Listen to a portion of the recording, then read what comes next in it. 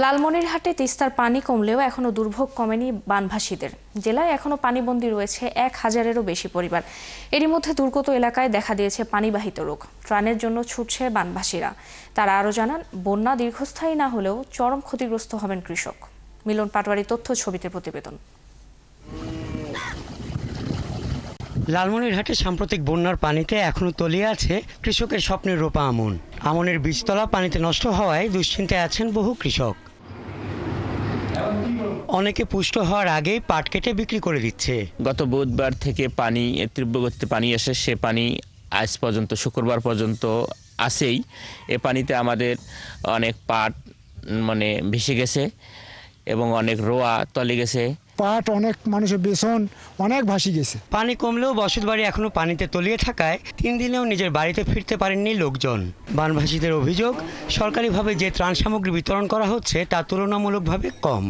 আন্ডি খাবার কষ্ট, ভাত নাই, খুব কষ্টই পড়ি আছি। বাড়িঘর তলে গেছে, খাইতে পারি না।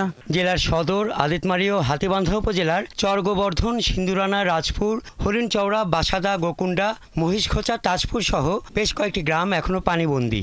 টানা 3 দিন পানিবন্দী থাকায় ছড়িয়ে পড়েছে পানিবাহিত রোগ। সেই আস্থার মধ্যে আছি, গরু ছাগল নিয়ে মনে করো যে খাইতে আসি, অনেকক্ষণ না পাক শাক করি, অনেক না মনে করো আস্থার মধ্যে খাওয়া দাওয়া করবেন আছি। চব্বিশ পানি উঠছে, মনে করেন ঘরে পানি উঠছে, আমরা রান্না বান্না করতে কষ্ট হচ্ছে, রাস্তায় রান্না বান্না করতেছি। এদিকে বন্যায় ক্ষতিগ্রস্ত হাতীবান্ধায় বাঁধ এখনো মেরামত না করায় আবারও বন্যার শঙ্কায় পড়েছে কয়েক হাজার পরিবার। এখনো ঘরের পানি আছে, অনেক জনকার পানি আছে ঘর। অসুবিধা, খুবই অসুবিধা। রান্না বান্নাও তো অসুবিধা, রাস্তার মধ্যে পাক করি খাইতেছে। প্রতি বছরে এইরকম করে বন্যা হলে আমরা তিস্তাপাড়ের লোক বাঁচবো কেমন করি। পানি উন্নয়ন বোর্ড নির্বাহী প্রকৌশলী জানান, পানি নামতে শুরু করেছে, বন্যা পরিস্থিতি উন্নতি হবে।